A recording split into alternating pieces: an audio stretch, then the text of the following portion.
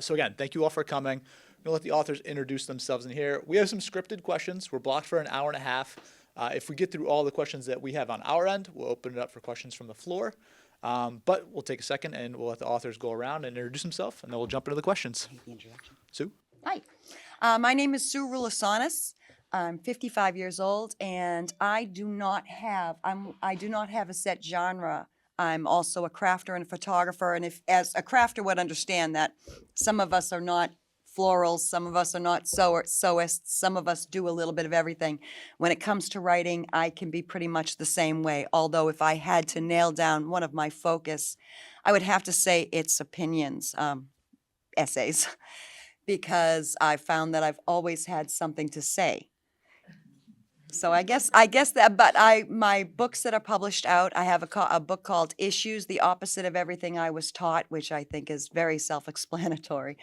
I have some coloring books because my coloring books combine coloring pages that I've doodled and words of suggestion to read before you color. And I've co-written an 80s comedy with an author from Maine, Jody Clark. So it's multi, and in fact, sometimes I will write under a different name to keep the purist readers happy. I guess that's it for the moment. Hi, my name is Kerry Keene. I'm from Rainham, and my sister Kelly is here. She worked here up until 5 days ago. I basically write mainly about sports. Kind of like I love baseball history. I love all kinds of sports. Been a sports fan since I was a small child, thanks to our mother. And I'm not an English major. I never took journalism classes. And when I was about 35, I said, I think I used to read the sports page from front to back, and I read sports magazines and sports books, and I thought, I can do that. So I wrote an article about a baseball player, and I submitted it to a magazine, and they accepted it. And so they sent me the issue and a check this is 1992, mind you. They sent me the issue and it's just seeing your work in print is, you all know how that feels. And with $100 check. Now in 1992, $100 was probably like $250 today, right? And it was like, wow, and it showed me a couple of things. It showed me I can do this. And it also showed me, hey, I'm a professional writer now. So I better live up to that. So from there, I had a lot of articles published in local papers like the Brockton Enterprise, the Taunton Daily Gazette, the Quincy Patriot Ledger, different places, a couple of magazines here or there. Went on to have some stuff in the Globe. But I got together with a couple of friends and we had this idea. We were big baseball fans and we loved Babe Ruth. And we realized that Babe Ruth, he started his career in Boston with the Red Sox. And that kind of flies under the radar because everybody thinks of him as a Yankee, right? So we decided to do a book. It's called The Babe in Red Stockings. It's strictly about his time with the Red Sox. The 6 seasons he spent with the Red Sox before he went on to the Yankees. So from there, I went on and did a lot of other sports books. But so that's really how it got started for me. Hi, everyone. My name is Cecile Selwyn, and currently I live in Walpole. And the reason I want to mention that to you is because I was born in France. I did not speak a word of English until I was 6 when we moved to Montreal. And then when I was 13, moved to New York. And when I was 20, got married and moved 9 times up and down the East Coast because of my husband's job.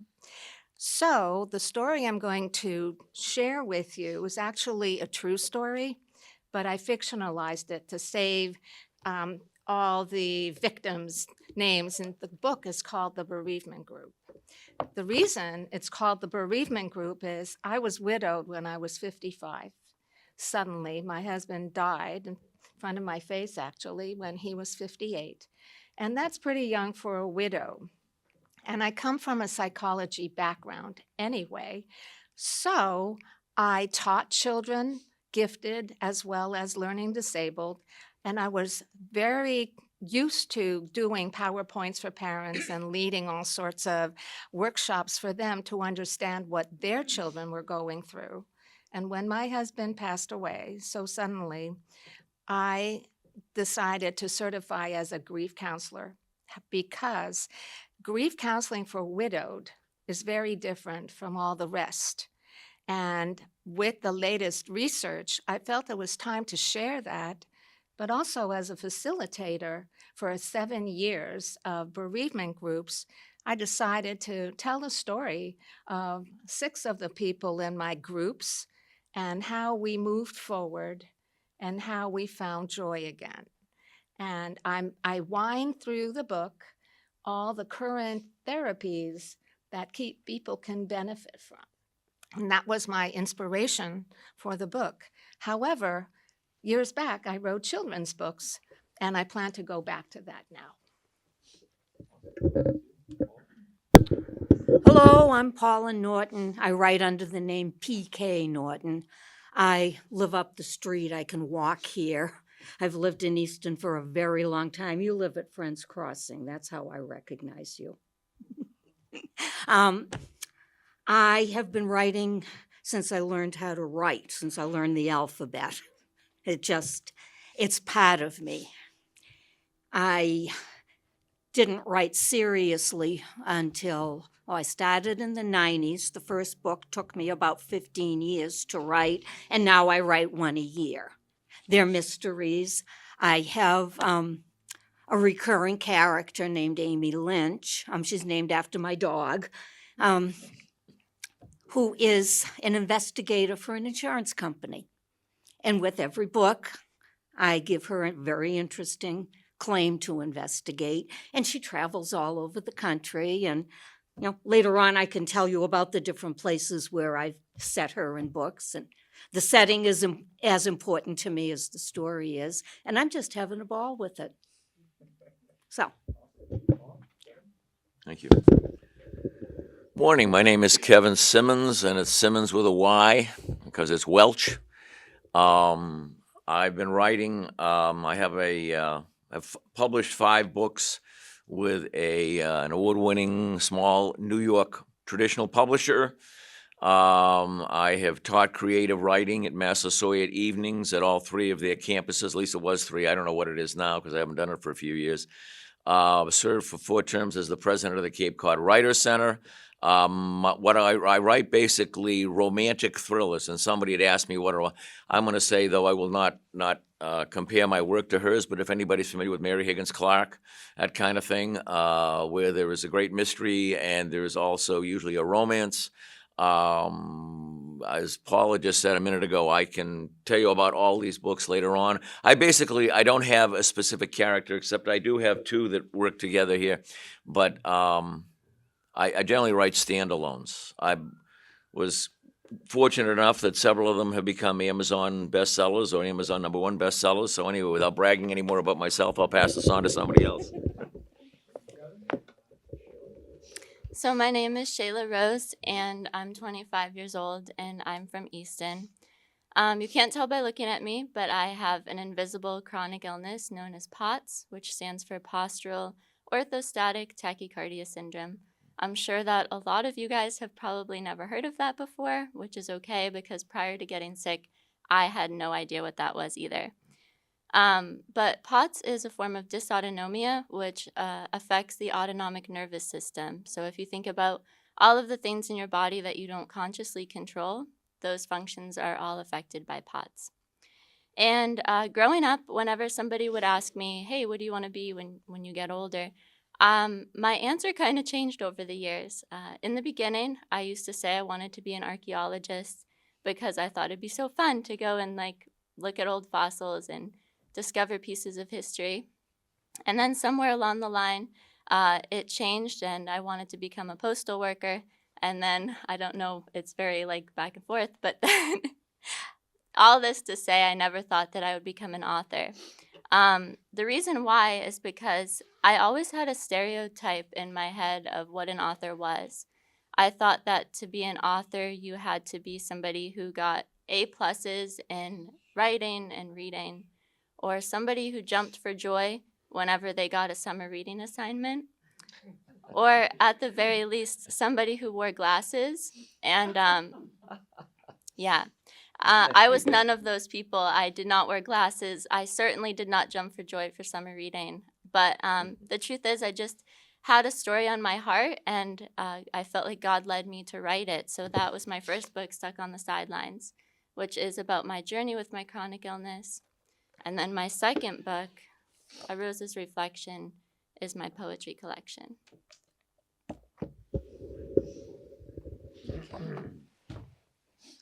Good morning, everyone. My name is Lisa Braxton.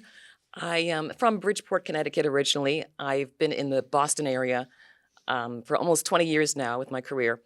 I have been writing since I could read. I've always loved writing and reading, and when I was very young, I told my mother, she would say, go outside and play, Lisa, like a day like this. It's so nice out, and play with the kids and get some fresh air. And I would say, well, Mommy, I'm really enjoying this, this book, this Nancy Drew mystery, whatever. And when I grow up, I want to be a writer. And she would say, well, that's very nice, Lisa, but you can't earn a living writing books. So I went to college for journalism. So I majored in journalism thinking, well, I want to write, but I want to get paid and have a career also. Went to journalism, and I was working at a newspaper for a while in Richmond, Virginia. Then later on, I did radio for a while, also television news anchoring in different parts of the country. But I always wanted to write a book. And I began this book, The Talking Drum, in 2008. I didn't know how to write a book, so I went to grad school to get a second master's degree, this one in creative writing. So to graduate, you have to produce a manuscript, which I did. So 2010, I graduated with my first draft of The Talking Drum. Long story short, it was published in 2020. So it took me 10 years. The book is inspired by my mom and dad. They moved up from the South in the 50s from Virginia. And at some point, my father was a factory worker, my mom, housewife. And he wanted to open up a clothing store, a business. So he opened up a business in an urban area of Bridgeport, and there were some ups and downs. And you'll see my characters. The husband opens up a bookstore, and that has its ups and downs as well. But it's been a nice ride writing this book, because now, in addition to doing events like this, I also teach writing classes at Grub Street Writing Center. I've spoken at different conferences, including Crime Bank. We were talking about that a little while ago. And I work full time also, but I'm loving this and actually working on a series of essays about grief, because Mom and Dad both passed away in the past 2 years, and it's been really tough. So I'm hoping to have that published at some point as I continue to write more essays about the grieving process over Mom and Dad. Excellent. Thank you. Lisa, we'll start with you, and then we'll loop all the way back here. So you get Makes two in a sense. row. So I'm curious with all of you. I see that you're all kind enough to bring your most recent works with you, or what I think they are. Tell us about your most recent writing and how your writing style has evolved from some of your earlier works. I would say that with The Talking Drum, I was in grad school, so I was required to produce about 40 pages a week and check in with my instructor. And he said, my mentor instructor at Southern New Hampshire University said that if you want to write this book, you have to let go of something else. So I stopped watching TV. I had to let go of something else to have time to work on the writing. And that worked for me. I had about 700 pages at the end of my first draft.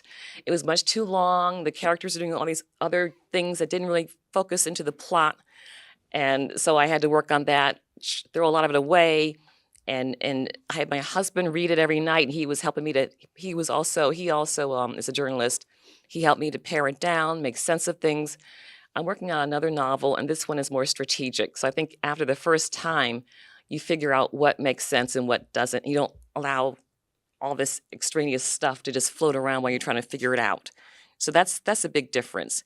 And the book is about 3 young couples during the 70s and how their lives are affected when an urban redevelopment project takes over a neighborhood.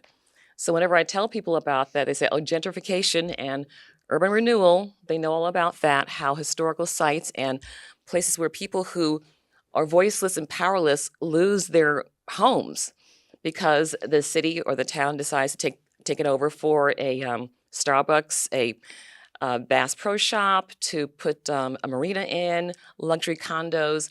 All that is in my novel, and many people say it resonates with them because their old neighborhood is not the same, and they didn't have the power to keep the powers that be from coming in and taking over their neighborhood.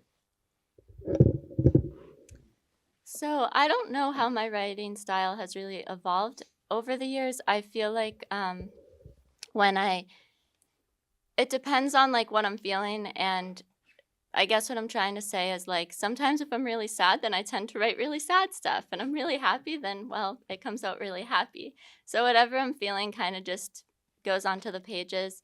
As I said, the first book that I wrote was about my journey, so with my illness, so it's more like biographical. And then my second book is just more artistic, I guess I would say, and creative, because it's a lot of poetry. And I know that some authors, like they're like, oh, in order to write the perfect paragraph, you have to make sure that there's a full moon, and you sit down and you have to be in that little closet, you know, like the one in your house that's really, really quiet, and make sure that you write at least 2 paragraphs a day, and they have to be 300 words. I'm not like that. There's no method to my madness. It's like if I feel one day that I want to write 10 paragraphs, then I do. If I don't pick it up again for 2 months, that's okay too. And yeah, I think just being really easy on yourself is important with the creative process too. Thank you, Sheila. My writing, well, first of all, you asked about the most recent book. My most recent book is Eye of the Storm, which was a sequel to my second novel, Out of the Storm, which was the most commercially successful. But I have to identify with both what Lisa and Shayla said. When I discovered, for whatever reason, we haven't gone into the history of how you got into writing, but when I get into it, I thought, you know, I've been to college, I've written some things for professional magazines. I said, well, I know all about writing. I didn't know anything about plotting. I didn't know anything about character. I didn't know anything about setting. I didn't know anything about voice. I didn't know anything about point of view. So what I did the first time I went had the good fortune to go to a conference on Cape Cod. I'd mentioned the Cape Cod Writers Center, which is a very old and renowned writing organization. I went there for a year, and I discovered all the things I didn't know when I spoke to agents and other writers. And on the way home, I stopped at Barnes & Noble in Hyannis, and I bought 10 books on writing, including On Writing by Stephen King, and How to Write the Breakout Novel by Donald Moss, who's a great literary, and so on and so forth. But so that I identify with that tremendously, and I also I won't say I sympathize, but I agree with Shayla. Some days I'll write, 1,000 words. Usually I write late at night, very late at night. My wife and I are both night people, not wild night people, just night people. And there are other days that I say, it's a beautiful day out, I'm going to go for a swim or something like that, and I don't do it. So I'm very undisciplined when it comes to that. Probably why, having been published for 12 years, I've only written 5 novels. So anyway, enough of that. I have to identify with Kevin on a couple of things. I mean, I have Okay. no discipline whatsoever as far as my writing. Good for you. I write when I feel like it. There have been times when I'd sit for hours and hours, or I'd wake up in the middle of the night. I keep a notebook by my bed. I have also pulled over to the side of the road a few times to make notes. Sometimes, if I can figure out how to do it, I record it on my phone. But basically, I just do what I feel like, and that's a wonderful thing to be able to do in your life. When I started writing, I took some courses. I took one of his. God help you. That's Yeah, I know it. No, it was good. It was helpful. And I joined the Cape Cod Writers. I joined Sisters in Crime. I took courses there. I now belong to the Association of Rhode Island Authors as well. They offer courses as well as expos where you can sell your books. And over the years, my books have become, I think, even more autobiographical than they started out to be. I can only write in the first person. Nothing else works. And my character is me on steroids. She's kind of the person I'd like to be. She's as sassy as I wish I could get away with. is the best way I can put it. But I do it for fun. I've got Tom now who helps me. He helps me plot. He keeps me making sense, which I don't always do. He helps me edit, and it's very nice. And he also designs my covers, if you want to take a look at those. So later on, if I get a chance, I'll tell you about my different stories and how they reflect things in my life. That's heavy. Thank you. I'm sorry about that. I actually always loved writing. From the time I was a child, I used to write and always did get those A pluses in writing. and it was exciting because I knew I was good at something. Not good at sports much, didn't have an opportunity to really learn sports in Montreal. That wasn't the thing you did, and there was no Title IX. So sports fell by the wayside. When I moved to New York and went to high school, college, graduate school, obviously I had to do a lot of writing. I was a psych major. So not only did I have to do the writing, I had to do the research. And I realized I really like research. I really like taking the research and making it palatable to an audience, whether it's a children's audience, whether it's an adult audience. And because I mentioned before, I had to share a lot of information with parents and I led discussion groups. I wanted to make sure that they got the point, that I wasn't talking to the very few who knew about learning disabilities or the way the brain worked. My background actually is I have a doctorate in the brain and learning. And so I know what happens in there, and that's fascinating in itself. I'm not going to talk about that. But writing children's books, the very first one I wrote had to do with endangered animals, and this was in 1992. And that's what was in vogue. People were talking about endangered animals.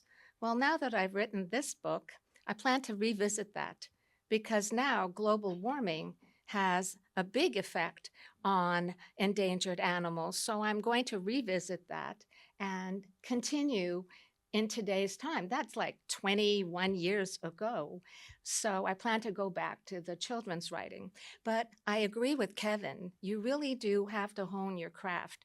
You need to know about plot and character and all that development. And that's important to make the story flow so that people get grabbed from the very beginning and want to finish your book. So I did take courses too. I joined a writing group as well.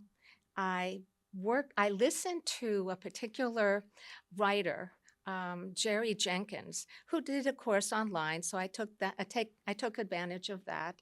And there are different courses available. There are also some free resources for writers. One is called Now Novel, another one is called Readsy. So you can get a lot of information that way, but it's also good to have an editor or somebody who will read your work and be able to critique it. And you have to be able to have the ability to accept their criticism so that you can fix whatever. And that's an important process. When I wrote this book, I wrote it and I wrote every day. And I wanted to get it done. It wasn't like, oh, I can just write any time. This Jerry Jenkins has a formula. If you want to write a 60,000 word book, you have to spend X amount of times every day and so on. I said, I really don't need his formula. I want to get the message out. It's important to me to share what I went through and how different it is when you lose parents, children, even pets. So the journey is similar in some respect. And I felt it was important to discuss things that were typically not discussed, like the caretaker role, like anticipatory grief, like something called secondary losses. So I decided it was time to do that, and that was my motivation. But taking courses and speaking to people who know better than you And admitting you practically know nothing, I think, is the first step. Thanks.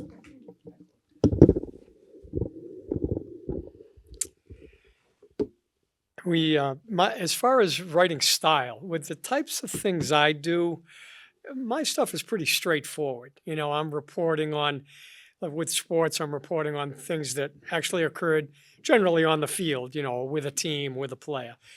But in terms of the research, research was mentioned, Cecile mentioned the research, pre-internet days. It's interesting how I used to love doing microfilm research. I can't tell you how many hours I spent at the Boston Public Library looking at microfilm of old newspapers, of Boston newspapers from the 20s, the teens, the 50s, and that just hours and hours. And it's so different today with the internet, But as far as my writing style, all I can say is it's pretty straightforward, and I hope it's improved over the years. I think I'm better at self-editing in terms of reading something and saying, no, this has to be, I'm a little better at, I think, correcting it before it gets to a final version. But in terms of the most recent thing published, after I did the Babe Ruth book with my two co-author friends, I did a few books on my own, a few other baseball books. I did a hockey book on my own about the Boston Bruins. And we got back together in 2012. Are people familiar with the Arcadia books? Yes. Yeah, they sell them all over the place, and they're primarily picture books, but there's a lot of text, tons of captions. And so we got back together in 2012 on the 100th anniversary of Fenway Park, and we did an Arcadia book called Fenway Park about the entire history of the park. So a year ago, one of those co-authors and myself did a book with the same company, and it's about all the Red Sox who are in the Baseball Hall of Fame. And it's simply called Red Sox in the Hall of Fame. So that came out a little over a year ago. So when that came out, we went back to the company and we said, why don't we do the same thing for the Yankees and the Dodgers? Two teams that have great histories, although we're Red Sox fans, truly, but we're also baseball historians. So we signed a contract back then to do two books at the same time that are the exact same concept. They came out yesterday. Yankees in the Hall of Fame, Dodgers in the Hall of Fame. So I can't get any more recent than coming out yesterday. So anyways, look for those if you know fans of either the Red Sox, Yankees, Dodgers. They're kind of neat books, and it was really fun to research. It was really fun to work with my co-authors are really great friends of mine as well. So we work together really well. It's it's nice working alone, but it's also nice working with somebody who shares that interest as well. So it's been fun both ways. Okay. How has it changed? Well, first of all, I've been writing my whole life, pretty much like everybody else since I learned how to read and everything. It wasn't something that was encouraged in the home. My military father had very strict ideas about what his daughter should be like, which is how the title opposite of everything I was taught came to be. He knows it's a tribute to him. But it got to the point where I was so restricted. When I say restricted, my father was a very militant in this is not for you. So I started writing in secret. My high school notebooks, which I still have, my writing notebooks, my personal writing, are in Latin and shorthand and English, so that no one else could understand what I was writing unless they were me or very close to me. And I can't read the shorthand anymore. But it wasn't until I had consoled myself with the idea that I'm not going to be a struggling writer. When I burst out in the scene, I'm gonna, because writers write what they know. So I'm going to wait till I'm 40, and it'll be okay if I wait till I'm 40, because then I will have a life. I will have had experience. And then I turned 39, and at this point now, I went from my father to a very tough marriage with a child. And I'm 39, and I thought, I celebrate every birthday. I am very happy getting older every year, but 39 bothered me, and I couldn't figure out why. And it dawned on me with my setting that I set a deadline even if was using it to console myself, I'll write when I'm 40, I set a deadline. So at 39, I began to panic. And then I blessed the gods that created the internet, because I was able to go out in less than a week, publish 6 articles on the internet. Now I'm published by the time I'm 40, so I'm okay. But there were still other things at play. My own insecurity from being told that it was something I couldn't do. My money insecurity of not being able to get to classes and stuff like that. And I'm on that cusp. And my age group is on that cusp of the traditional publishing versus the newer options of publishing. And in some cases, and this is in every industry, there is a bit of an elitism regarding, who's getting the best publisher and who's doing this and who's doing that, which is another kind of dig at someone who feels they're starting from without certain resources. And yes, I have taken as many as many free classes as I could. I did very well in my English classes and all the writing classes in school and college, despite coming home and bringing home awards and being told they weren't good enough because they weren't something else. So when I started, obviously, my essays, which are basically opinions, I start out a little bit hesitantly, but if, obviously, I have no trouble talking and I can sometimes kind of be in your face. So I guess what I can say over the past 15 years of progression, I've written comedies. I have my book that's actually coming out is a children's book, from my experience as a first-time mother 30 years ago. That's finally coming out. But what's showing isn't so much my style in one genre, but my bravery, my less fear. I follow, Stephen King's On Writing. If you get a chance to read it, that was just a lovely kick in the pants for so many reasons. Because, you had this alcoholic and he could do it. And he did it in so many things I'm reading. Oh my God, that's me. Oh my God, that's me. Oh my God, that's me. And I think I read that, when did that come out? 2000? I can't remember when it came out, but it was just sort of like, yes. And then I jumped in, and with each book, with each thing that I write, whether it's the poetry or just how to do something, I'm not concerned about my lack of authority, because on paper, I don't have all these alphabet letters after my name, or I don't have this specific title.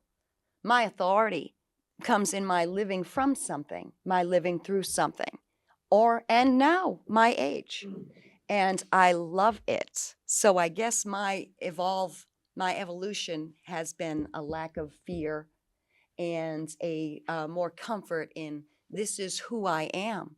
And whether or not you agree with my process, whether or not you agree with what I write, whether or not you like what I write, that's all okay.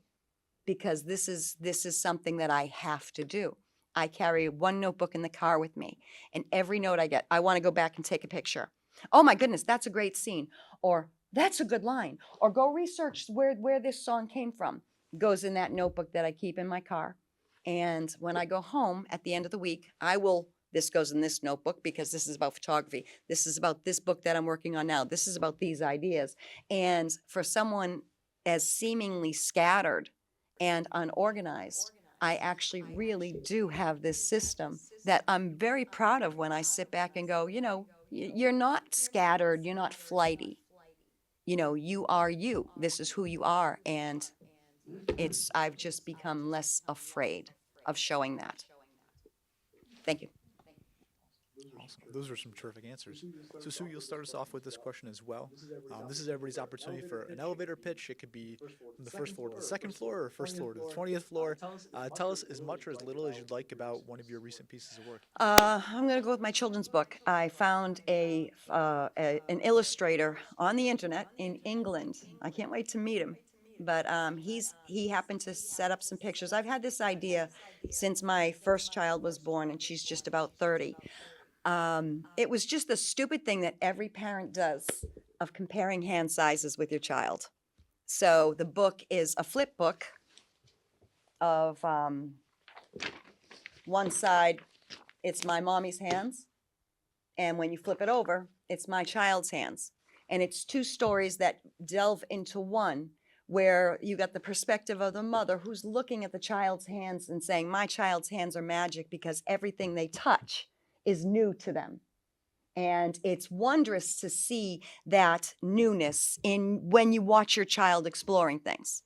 And then on the flip side is from the perspective of the child. My mommy's hands are magic. They can tie a shoe. They can help a boo-boo go away. And then it sort of ends with each one of them saying, I wish my hands were as magic as my mommy's, or I wish my hands were as magic as my child's, and they meet in the middle. So the pictures in it are also from each perspective of the child, where the mother's reaching down to him, or from the perspective of the mother, where the kid's squishing mud through his fingers and stuff like that. So I guess it's a dual perspective, but it is written for children, so that for children and parents, it's the ideal is that it would be something that a mother would read to her child at bedtime. I think the one thing I'm most proud of writing wasn't a book. It was an article that appeared in the newspaper a few months after my son passed away. I lost my son when he was 26 years old in 2014. And a few months later, I wrote an article about my thoughts about that situation. And I don't want to delve too much into it, but one thing I had hoped is that it showed that I had a certain perspective on what happened and how I had to sort of begrudgingly accept what happened. But what I had hoped was that other people who were in a similar situation could read that, and maybe they could take something from it, that it would help them, and maybe in some small way. Some sentence I wrote, some paragraph I wrote, some perspective I had about what happened to us, they could look at that and say, I never quite thought of it that way. Maybe, and just maybe that helps some people.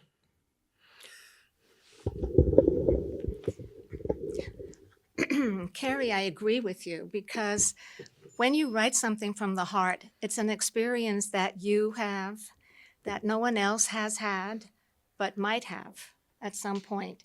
So if there's something that they can learn from that, I think it's a gift. And that's mostly why I wrote the book. Bereavement is sad. Any loss is sad. You lose a job, lose a house, lose a pet. Even if you lose a ring down the drain, that's sad. But my goal, being a younger widow, was to show that there's life after that, and that our spouses would not have wanted us to shrivel up and die. They would have wanted us to pick up the pieces and move on. And so what makes the book a better read is that my characters decide to date. So these people are in their 60s. Imagine trying to date. And now, currently, of course, there's so many online apps and so forth. There's so many ways to be able to find somebody. There's Match, there's all sorts of stuff. My next door neighbor, she had to write personals. She was widowed twice and now is married again, and she tells me of when she wrote personal ads. So my characters, I have them research the different online dating apps. I have them write profiles. I have them critique the profiles. And so supposedly what I actually wanted to teach is that if somebody wants to go online to actually meet someone, they need to do a better job. And so critiquing was fun. I wrote that because I actually was looking at really bad profiles, and I had my characters say, that's a terrible picture, half his head is cut off, that kind of thing. So the book actually becomes amusing halfway through when the characters are moving on. They go to a singles dance, for example, And one of the characters who knows it all explains to the people going to the singles dance the do's and don'ts. Like, don't have a lot of girlfriends come because men are intimidated, that kind of thing. So the book is somewhat amusing and yet educational. And the characters, of course, I have to tie all the loose ends together. And I do describe all those other sad aspects, the different emotions that widows, parents of children who have passed, people who have lost pets. There's a lot of emotions that are involved, anything from rage and guilt and anger, never mind the sadness. But you have to understand that there is a way to get to that joy if you choose to. I also talk about things called persistent grief. That is when, unfortunately, it takes too long for them to move on, and there's actually medication for something like that. So I talk about the entire gamut of emotions, and I want my characters to move on. And if anybody can learn anything about the online dating apps or writing a profile, I think I'm sharing my experience because I've been through that, so I know. Thank you. I might just be the deviant in this group. I'm not really trying to tell anybody anything or to teach them anything. I write Nancy Drew for grown-ups. And that's, it's purely to entertain. I'm sure everybody here read Nancy Drew or the Hardy Boys when you were kids. And this is just the adult version. If people learn anything from my books, it's about locations. I love to travel. My brother Tim always said I had gypsy feet. And every one of my books takes place in a location that is very near and dear to me. I started with Sweet Dreams, Sweet Death, which is in Key West. I adore Key West. But I don't do the touristy version of any place. The biggest part of Key West that you see in this book is the homeless. Well, when I used to walk around Key West in the morning, I'd see the homeless encampment. And it just gives you a whole new perspective on things. Dead Drop takes place in Paris, where I once lived. I worked on an archaeological dig there. That's in the book. And I bring out a lot of Paris. Deep Secrets takes place down the Cape, mostly in Woods Hole. And in this book, I killed that man. Well, it worked out well for me, believe me. Not for him, though, I guess. No, he's my high school boyfriend. This book is what got us back together. Oh, wow. I found it online and I thought, oh my God, she still cares. Cares enough to kill him. On the radio all over yeah. again. Direct Elimination is actually a tribute to my late husband, who was a champion fencer, Excuse me. as well as a landlord in Dorchester. And this takes place between the fencing club and his rental property. Deadly Diamonds takes place up the street. It starts with a restaurant in Sharon that I'm pretty sure was a place for the Russian mafia to launder money. And it ends on Mountain Road when Amy is trapped by all the bad guys. Had to get Mountain Road in there. Because you do know Mountain Road is haunted. Everybody knows that. My most recent book, Avenging Madonna, takes place in San Luis Obispo, California, at the Madonna Inn, which is one of the strangest places you will ever go. Isn't it fascinating? Every room in this inn has a different motif. I had the odd luck to end up in the Babes in Toyland room. Not really my thing. There's a jungle room and just all kinds of fascinating places. But the thing that I loved most about the Madonna Inn was that it also has a cattle ranch. And there was a time when John Wayne was one of the owners of that cattle ranch. Now they just raise the cattle for consumption in their restaurant. You get a really good steak there. But yeah, and you knew his name beforehand. Yes, let's have Bessie tonight. But it makes it fun. You just try to find a different way of looking at something. And I'm working on a book now that takes place in Tennessee, where Tom lived for a long time. And I was down there, and there was this place off the side of a major highway, a town called Bucksnort. You know, you have to visit a town called Bucksnort. And it's got 3 buildings in it. But I managed to come up with the story, a good mystery that, well, I changed the name from Bucksnort to Hogjaw because I didn't want to get sued. But I'd love to find a place like that and then come up with a mystery that works around it. And it's a fun challenge for me. And that's what I do. Thank you.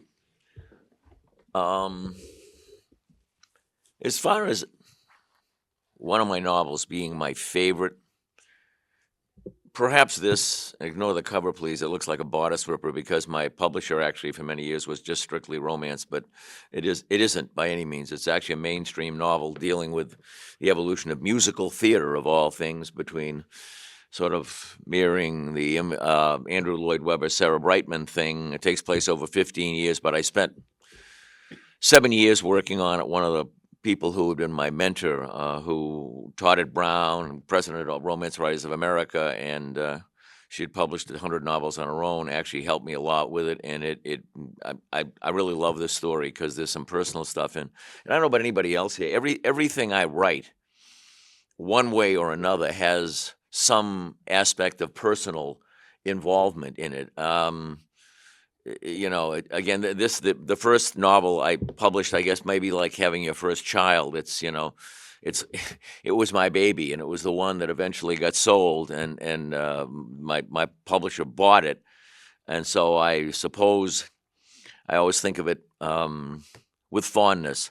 And I even have, when I do reading groups or something, I'll go back and reread it. And it's not all that bad, I suppose. So I guess I do enjoy it. But the other thing I enjoyed about it, my mother was an old Yankee, and I mean literally born in Montague, Massachusetts, and she was the treasurer of the town of Quincy back many years ago. But you wouldn't believe she had a fascination with the occult. And she would give me books, nothing crazy, but give me books to read. And one was called The World Within by Gina Sermonara, who wrote it. And it's all about reincarnation. This woman was a genius. She had 2 PhDs. And so when I started writing, I went to a conference in Washington, D.C., National Conference, Romance Writers. And, when I went down there, I was going to do a coming-of-age story, which I ended up doing in Chrysalis over here. But I came back and I said, you know, they always tell you as a writer, never chase the market. In other words, don't, because everybody's writing about vampires, don't write about vampires. Don't do this. If everybody's writing about sports, don't do sports. But I came back and I said, I was so fascinated. I thought about my mother, rest her soul. And all they talked about was, I mean, big name authors, you know, people like, you know, I mentioned Mary Higgins Clark and Nora Roberts. All they were talking about was the paranormal. So I came back and I said to my wife, who was sitting on my back porch, I said, you know, Robbie and Courtney are going to become witches because I hate vampires. But I said, I want a witch story. And what ended up happening is I researched this.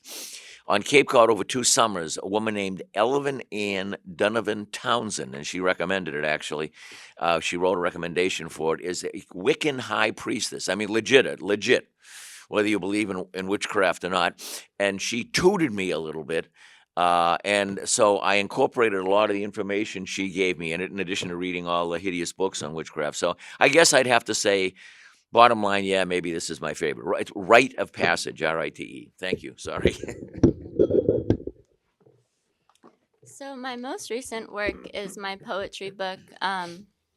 It's called A Rose's Reflection, but the reason that, so like on the cover, you can see it's me looking into the water. This was actually taken at the town pool in Easton. But the reason I use reflection is because it's sort of me looking at my body and sorting out the complicated relationship that I have with it. Um, and I'm also holding a yellow rose, which yellow symbolizes friendship. And I dedicated a rose's reflection to a friend of mine who actually passed away. Her name was KJ Sariski. And after she passed away, I was going through so much grief, and I finally felt the motivation to put all my poems together and create a book, because I knew that that's what she would really encourage me to do. So, and as far as an elevator pitch for my book, it's kind of hard, but I'm going to read one of the poems that's in it. I'm just going to let my book speak for itself. Okay, so this poem is called Time. Without darkness, we underappreciate the light. Without blindness, we never realize the importance of sight. Without somebody's absence, we can't cherish their presence. The truth of the matter is, everything can change in mere seconds. Time, it evolves us all. It is the routine of our existence. After all, tomorrow would never come without time's assistance. Haven't you looked at a baby and smiled for what's to come? An entire lifetime in their future, a miracle to some. To that child, time passes by a snail's pace slow. Time is their refuge as they develop and grow. But to you, hasn't time ever stopped? Hasn't silence ever taken every one of your thoughts? At least once in your life, did the world ever freeze? Every thought, emotion, and action within you cease? In the eyes of a lover, haven't you lost your grip? In the wake of a trauma, haven't you taken a blurred trip? It's the inevitable for things to stop on a dime, but until it is taken, we don't appreciate time.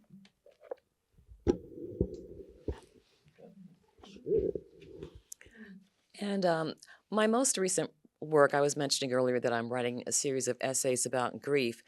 And several have been published by literary magazines. And one in particular that was accepted a few weeks ago, I call it Pajama Party.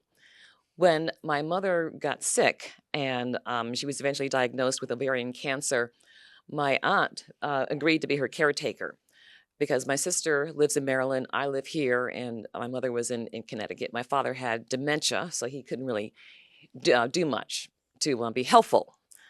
And so at the point where the doctor said there was nothing more they could do, I and my sister packed up our stuff and we just moved into the bedroom with mommy and we kicked daddy upstairs. So the story is about the doctor, my mother's doctor, when he said that, after the chemo, there's nothing more we can do. He said, enjoy yourself, make new memories. If you want to eat ice cream, and just enjoy this time. And my mother was wondering how much time she had, and the doctor didn't know. So once my sister and I came home, there was at one point my sister had to go back to Maryland. I was with my mother, and I said to her as we were watching The View, she liked to watch the TV show The View. I said, "Let's have a pajama party," and she said, "Okay." And she was doing home hospice, so she's in we moved a chair out, and the hospital bed is in the bedroom, and she's relaxing in this hospital bed. And she said, "Okay, well, how are we going to do a pajama party?" I said, "Don't worry about it. I'll take care of everything." And I said, "We'll have it tonight." And that evening, the debate between the vice presidential candidates was on. Kamala Harris and Pence was going to come on. And so we were watching the previews and all those things on the news. And I got mommy we were in the same sorority, in her sorority pajamas. And I got into my pajamas. And so I just curled up on the bed with her. And we were watching the debate. Before the debate came on, I just said, because my mother did some modeling, as in the community, you do modeling for the local club to raise money. And I said, I was mentioning that. I said, why don't you do some modeling? And so on the bed, I had her, pose and do all these poses. I'm taking her picture, and we had a great time. And so that was her first pajama party at 83. She had sent me to pajama parties as a child. What is it called? Your sleeping bag and other things, to my little friends' houses and everything. But that was her first pajama party, and we had a great time. And I think I said a prayer with her. I thanked her for all that she'd done. I reminisced about the funny things she would do. She had They had a toaster. My parents had a toaster that always burnt everything when I was a child. Mommy would get me dressed for the day, put me in the yard. She put the radio on, those tabletop radios with a big dial, and the Beatles would be on the radio, and she would burn the toast, scrape off, the burnt part, throw it out in the yard for the birds. But I'd be out there too, so I would find it as like a 2-year-old. I'm eating this burnt toast, and I told her that during this pajama party. She never knew that all those years, that she never knew. She's tossing these out for the birds, and I would find it, and I would eat this dirty toast. But the story is about that experience of finding joy in the face of sorrow, and savoring these moments that we had, and saying all that we wanted to say to each other before, a few days later, she was unconscious. So it was a beautiful moment, and it's being published in Literary Magazine, and I'm very happy about that. Excellent. Those sound like some awesome memories. So everybody is probably aware of the vaunted and highly talked about writer's block. I'm curious, what does the creative process for you look like? How do you find inspiration? And how do you get over any writer's block you might encounter? I don't have writer's block. My problem is I have so many things I'm interested in that I have a hard time focusing on one thing, or spending the time on one thing. But there's no writer's block. I just need to make more time for it. I think that you were saying that you see things, you hear things, you make notes here and there. You sound organized with your notebooks for each thing. I don't, but in the margins, I'll write something down, and when I have time to get to it, I will. But for me, it's not writer's block. It's time. Also, I teach writing classes, and sometimes with my students, they'll say something that will inspire me, an idea, or just the fact that they're really like this right here. I feel like meeting all of you right here. I'm getting energy from you, and that's going to help me to sit down and work on some writing. I think one way to deal with the writer's delay or block is to take a class. Meet up with your peers. Before, spend $500 on a course. So when you do that, you're like, I got to get something out of this. Sit there, take the class, and during the class, will they give you time to write? That's what I do. Force myself to write. Writer's block is definitely something that I've dealt with a lot. And it's definitely really challenging. There was actually a poem I wrote recently about it too, because I just try to write through it, but oftentimes my poems don't get past like 2 lines when I'm in a writer's block. But funny enough, I actually have a poem in my book, which is called Writer's Block. I won't read the whole thing, but I'll just read the first couple verses. Oh dear, I have a block on my head. Yes, you heard me. A block, I said. It's sitting right between my word bank and rhyme stream. It's so difficult to write with this in my sight.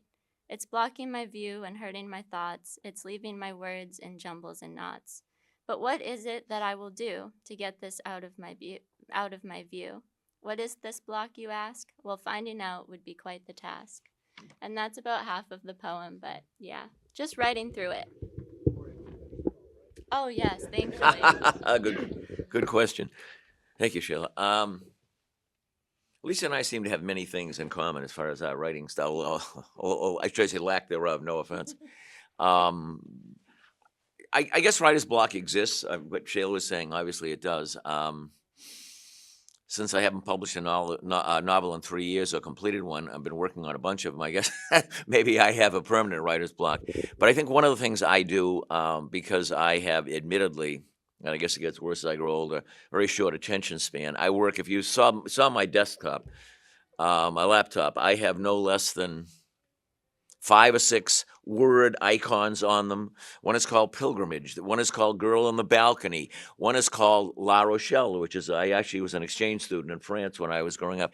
And what I do with those things is when I get stuck, because sometimes I overcomplicate things and I find myself sort of like the rat in the maze who can't find his way out.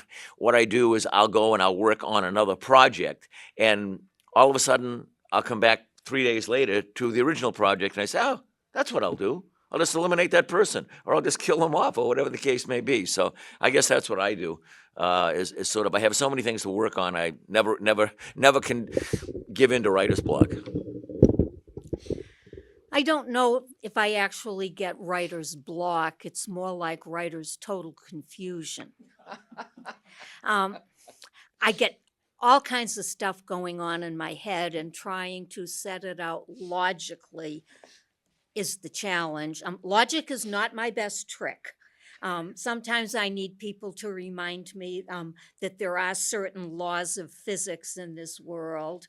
Or like the time I wanted to have the dog at the scene of where they were digging up the dead body, and I was told that was not allowed. Keeping me organized and grounded is my problem more than anything. And I just go for a walk. Walking is what keeps me sane. I get out and it's just glorious to be out in the sunshine, and I let my mind wander. And by the time I get back, I feel almost sensible again. And then I'll bounce things off Tom, and he keeps me grounded to some extent as well. And it's a lot of fun. I think I've said that before here. I have the best time with my life writing. It's just delightful. I've never had writer's block either. I just enjoy writing. But I think the key to my wanting to write is my motivation. I'm highly motivated, and I'm sort of goal-oriented as well. And I think organization is important. And because I do a lot of research, I just have to organize my research in order to incorporate it into what I'm writing. Therefore, if I'm going to research a particular thing, this was my thing, the grief counseling. Now that I'm researching endangered animals from a new perspective 20 years later, that's my goal. I want to read everything about the endangered animals today. And it's interesting, the monarch butterfly is endangered. I'm sure you've heard about the right whale being endangered, but common other animals like the jaguar, the lion, and so forth. So it's a problem, and we're a part of that problem right now. So my motivation is really what's driving my new writing. So I'm happy to say that I've never really had writer's block. When I say I'm going to do something, I do it. And I think that's hard to say. And when people say they're going to do something, I expect that they're going to do something. And more often than not, we're disappointed because people say they're going to do something and they don't. And it's hard when you do. So anyway, thanks. Just with the nature of the type of writing that I do, I'm not really a creative writer, so I don't really have that obstacle that much. Basically, I'm reporting on things that happened for the most part. I have an outline of what needs to be talked about, and I attack it kind of item by item, and so that's not really too much of an issue for me, thankfully. My first reaction was to echo Lisa and say, I don't have writer's block, because when you write creatively, like you said, there is a difference. You get so many different ideas. What I think, it's not really writer's block. I wouldn't say it's that. You're writing one thing and you get stuck on the page because one sentence won't work. And you'll be sitting there wanting to bang your head against the computer or whatever. I find that when I have, and used to call it writer's block, but it's really not, because I'm trying to finish this one thought. I know it's here. It's just not right. And that's the time I'll actually get up and wash my dishes. I won't do any housework except for when I'm trying to write something. It's like, I gotta go. But I almost think writer's block is more the being able to stay focused on one task, especially if you're forced with a deadline, if you've got a deadline looming, or if you just simply want to finish it. And I think it's the taking the walks. I find that whenever I take a walk, that almost guarantees that I'm going to have something to sit down and write with. I would fellowship with other authors specifically. It's really freeing to be with people who think the same way you do. Don't buy into it has to be this way, because like the 2 o'clock in the morning writing, that's me. I'm at my clearest at 2 in the morning, and getting up early. They'd be like, ooh, going to the gym and write. No. if you want to call it block, and sometimes I think that's what it is, it's like that when you're just stuck in that moment. I actually have toys at my desk to keep me sitting down, because you can only go to the bathroom so many times, you know, you can only wash the dishes once and they're done. So I actually, if I know I have a deadline and if I'm stuck just being clear with something, I will play with my toys. And I've got the sensory things, the magnet things, the sparkly things. Ooh. And it's when you allow yourself to focus on something else, give yourself a little bit of break, like walking or anything else, you can go back to your writing and be like, I'm ready now. Here we go. Excellent. Okay, I think this next one should probably provide us with some fun answers. But what is your dream location? Any backdrop, any setting, any place in the world that you would write? And what is a genre you'd never touch in terms of your writing? I used to say I would never touch horror because when you're in the moment, you write how you feel. I can't be tense all the time. I don't want to write, sometimes I can't write my essays because I'm worked up. I don't want to be in that, but actually it kind of gives me curiosity. It's sports. I will never write sports. I do know that. My ideal writing environment is actually two. Like Kerry said, I enjoy being alone. So my first ideal writing spot would be somewhere warm because I hate wearing jackets. I hate being cold. I want a computer. I want a notebook. I want a typewriter, and I want unlimited coffee. Preferably with a long stretch of beach I can walk. That's the first ideal. The second is just that old-fashioned writing room, reading room, library with all the books on the walls, and you've got other writers around you, and you're bouncing ideas off each other. Like I said, I've written both with other people and by myself, and I realize that I enjoy both sides equally. So I have the two ideals like that. One thing I would like to write is a biography, a full biography of a really big time athlete. I actually had the idea. I don't know if everybody familiar with Dennis Eckersley. I actually wrote him a letter about 10 years ago, and I asked him if I could write, kind of with him, kind of co-write his autobiography, because he has had an amazing life. And just to be able to sit with a guy like that, maybe for weeks on end, go to his house, go wherever he would want to be, and just go, I'd be prepared to ask him everything that I would want to know in order to be able to pull off something like that. But there are any number of athletes that would be interesting as well, But Willie Mays, I mean, can you imagine sitting down for a week with Willie Mays? But that is one thing that I would love to accomplish that I haven't done. What happened? Did he say yes? Oh no, he never got back to me. He never even responded. And I'm assuming that he probably gets requests a lot. And he led kind of a controversial life when he was younger. He was a wild guy. And maybe it's not something he wants, or maybe he's just waiting to do his own all by himself. I don't know, but it would be quite a story. Where would you love to write? Where's your dream setting? Beaches? That's something I haven't really, like if I could go back in time, I'm a big time travel guy. I'd go to Ebbets Field in Brooklyn when, the Brooklyn Dodgers were playing there in the 40s and 50s. And if I could be around, cover those guys as a writer, Ebbets Field to me was like a cathedral. Jackie Robinson and Pee Wee Reese and Gil Hodges and all those guys, just to have been in that setting. I don't know if there's a place that compares to that now, but it's a fantasy. Like you, I would not be able to write about horror or sports. Sorry. I'll just stick with what I know. Right now, I just love my home office. My home office is just the finished part with no windows of my attic. And because it has a slopey ceiling, I decided to paint the ceiling blue and paint white clouds, nice little white puffy clouds. And I'm looking at that picture over there. There's a blue painting with white.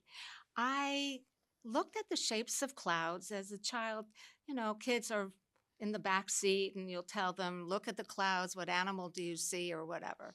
So I painted a couple of clouds because I don't have a window. But I belong to a writing group, and every Monday, every other Monday, we have a Zoom meeting. And I purposely point my laptop so they can see my ceiling. So that's my happy place, and that's where I can remain motivated. There's no coffee there. The bathroom is far away. There are no dishes to wash. I can't be distracted from the outside, and it keeps me focused. And so that's why I can get things done there. I don't think I would be as motivated if I was at the beach. I'd be walking, I'd be picking up shells. I'm looking out the window right here. I have a great view of the breeze going through the trees. And I'm going, yeah, I'd like to sit outside, but I'm enjoying myself so much with all of you. And I'm learning so much from all of you that I'm happy here. I will never write science fiction. That's all there is to it. Although I'm a big Star Trek fan, but that's not really fiction. It's just the future. So there.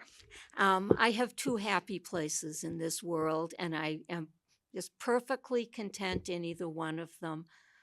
I love being by the ocean, sitting in the sand, even though I fall down trying to walk in the sand. I love being at the beach. And the other place where I will spend the majority of my life is on my back deck.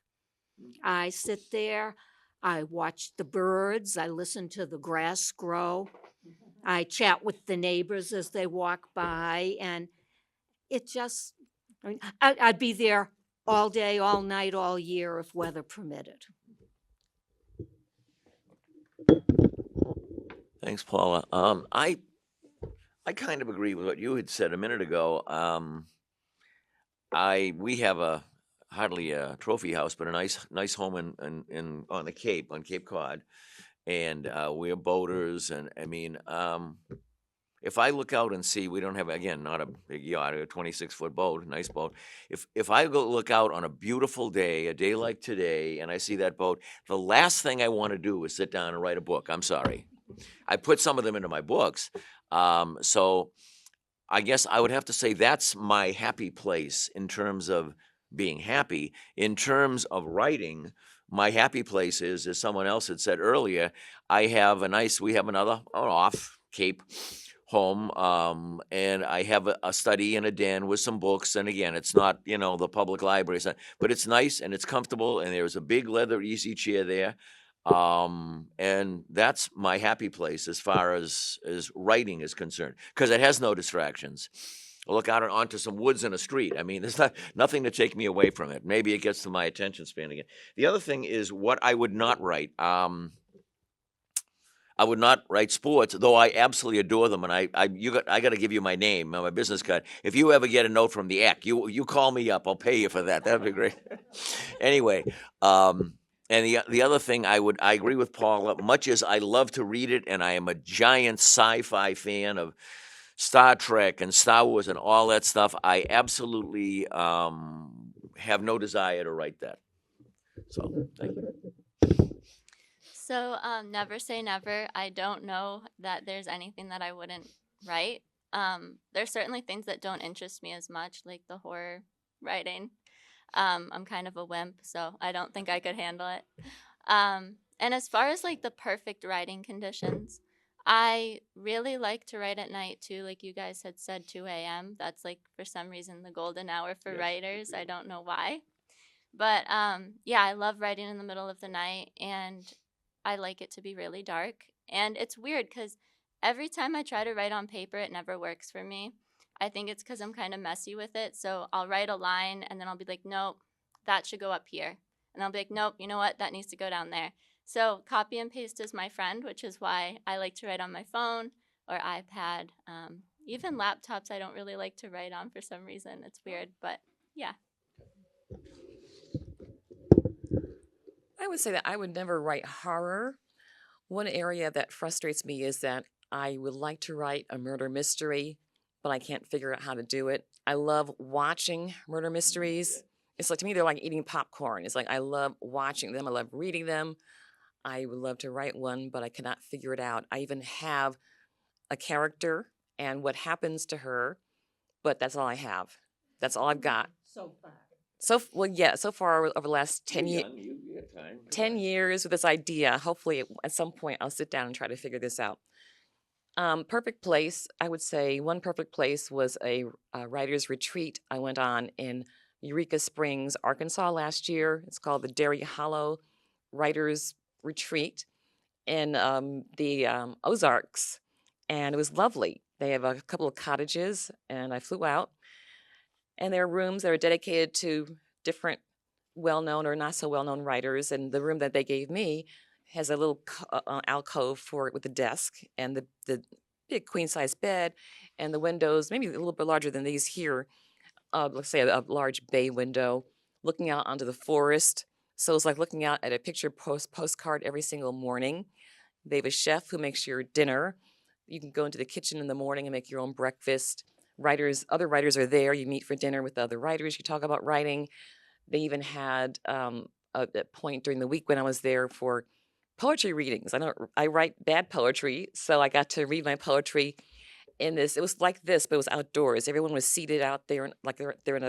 It was behind a beer, one of those beer places. It's not like a restaurant, but more like a beer, whatever you call those places, where they have the big barrels where they make it there on site. Microbrewery. Yes. So in the backyard of a microbrewery with the forest behind you and a little stage. And so you read your poetry.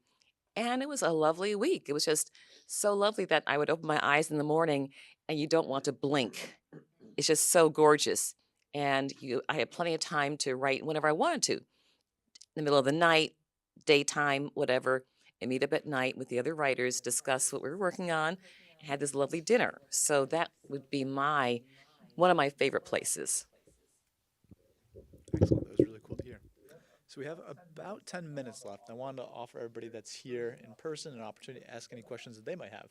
Feel free to raise your hand and we'll go around the room.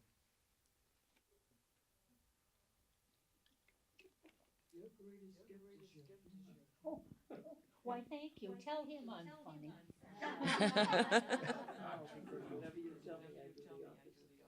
Oh, okay.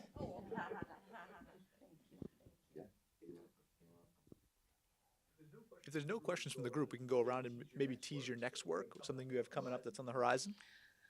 Well, I mentioned my essays, but I will say that one thing that I was with this book, I worked for years to try to get a publisher, to get an agent. That didn't work out, and I went to a small press in Toronto. I was at a conference, and this is a feminist press that champions the cause of women writers. So I worked with them, and I get a royalty check every so often, and I've won some awards.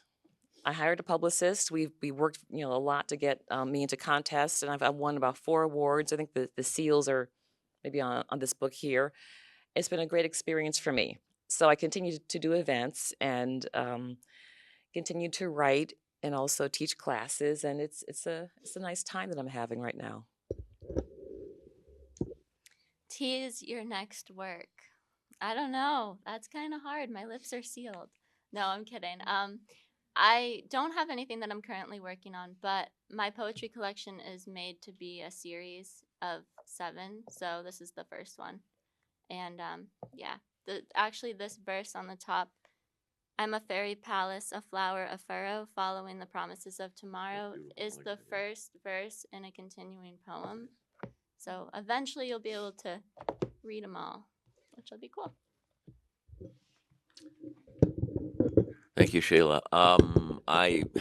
As I said a few minutes ago, I said 6, more like 12 Microsoft icons on my laptop. The one I actually have got to 100 pages on is called Girl on the Balcony. I don't know about anybody else. See, I'm an imagery kind of person and I have a son, a really short, quick thing. We have a son who lives in grandkids who live out in San Jose, California.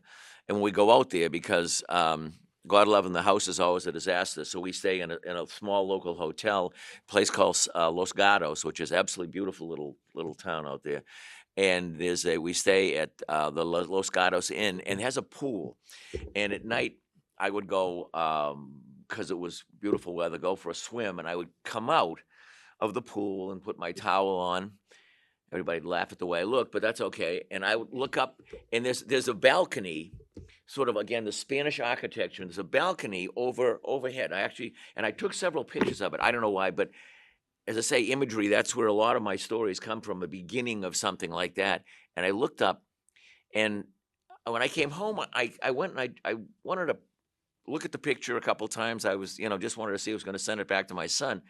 And I had a thought. I said, what if, and let me go back. I'm rambling here, but a big fan of sort of like, you never know what it looks like kind of thing. All my stories have one of these things where you never really know who the villain is, who the good person is until the very last page of the book. I love that kind of thing.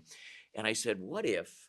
And I started playing that game in my mind, and I'm not going to tease you and spend the time trying to develop this story, but I have the beginning of my story. I have a girl come out on the balcony, beautiful young woman, and my hero is swimming in the pool down, and it's everybody familiar with Jack Reacher and Lee Child and those stories at all?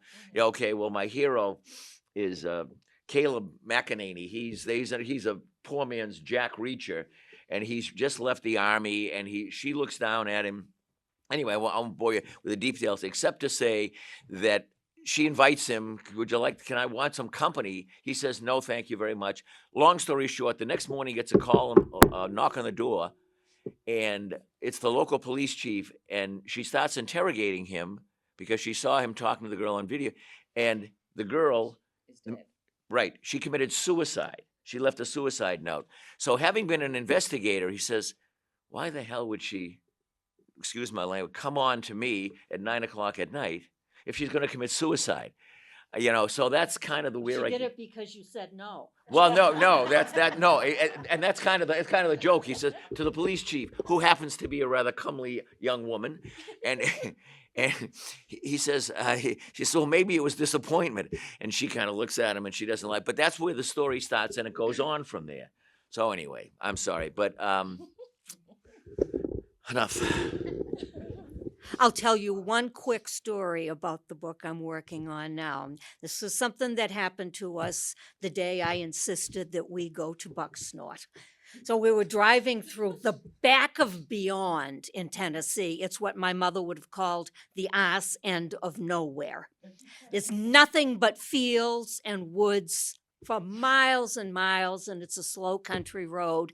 Then all of a sudden, Tom points out to me, he said, look over there to the right.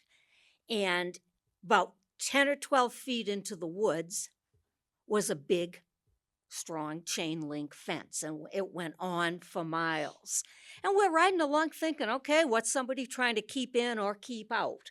And eventually we came to a driveway, paved, there was some buildings and a big sign that simply said AES. We got home that night. I Googled AES to see what was going on. They make bombs. Whoa. And the story went on from there. I've already mentioned that I'm working on that animal book.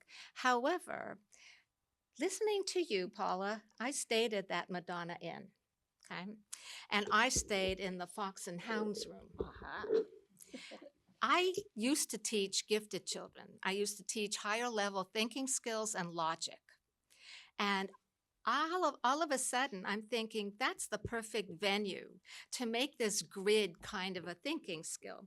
Here are all the different rooms. Here's this character. This character wears a red shirt, but he's not in the Hounds and Fox room. This person wearing a blue shirt likes the person who's in the cave. That was another room.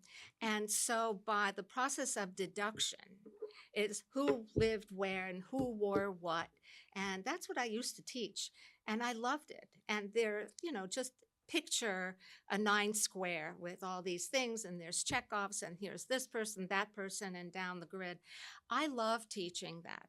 And it's rather challenging because in the first place, you better get it together yourself to know where you want it to go so that you're not leading your reader astray. So I think just listening to you all, that's what I think I'd like to work on. It's not really a murder mystery. It's not really a mystery. It's just logical thinking. It's a challenge. A challenge. As I said, I've got those two, my co-authors and I have those 2 books that just got released. So I didn't think I'd be doing anything for a while. I figured I'd be taking kind of a break. So another friend of mine who I wrote a book with, it's a different guy, big hockey historian. Because next year is the 100th anniversary of the Boston Bruins hockey franchise, he's putting together a sort of almost an encyclopedic kind of volume of the entire history of the franchise. And it does include a lot of text in terms of profiles of noteworthy players over the years. So I'm going to give him a hand with that. But it's mainly his project, but that will keep me sort of busy, probably as busy as I want to be for a while. So I'll try to make this quick. I'm not actually going to talk about what I'm working on. I just want to say something about just writing and anybody who wants to write in general. Everybody puts a little bit of something in our books. We have a little bit of our histories. I grew up with a father who was kicked out of the West End, and I grew up knowing how mad he was at what happened with him regarding the West End. And right now, without getting political, we've got a big issue on the idea of history. Anybody who wants to write should. Write it down, write the journals, write whatever you want. And because the internet is forever, put it on the internet. People won't worry about relevance and notoriety and fame or whatever. Sometimes all you need to know is that something you said connected with one other person. And it does matter. We worry about the impact we're going to have on society as whatever we're doing. Our impact is our existence. The It's a Wonderful Life showed us that. Take us out of the equation and we see what's missing. Your impact, if you think you're getting impact or gaining impact, it's only more revealed. But your impact is already here. Write it. Leave it for your family. Leave a little something. This way, there are histories out there. So we don't want one diary being a history of a specific time period. That's what's happened. If everybody writes from your perspective, because nobody can take your experience away from you. If it's written, if it's there, someone else is going to find it. Someone else is going to read it and know that this happened. So actually I'm a big proponent of just writing, keeping track, being a record keeper. This way, not one person or group can write the history that we know, or for future generations. They will see that there is more than one party line to follow. Thank you. Thank you all so much. These were. Yep. We'll get one as soon as we wrap up here. But I think these authors deserve an amazing round of applause. They were so interesting to hear. Oh.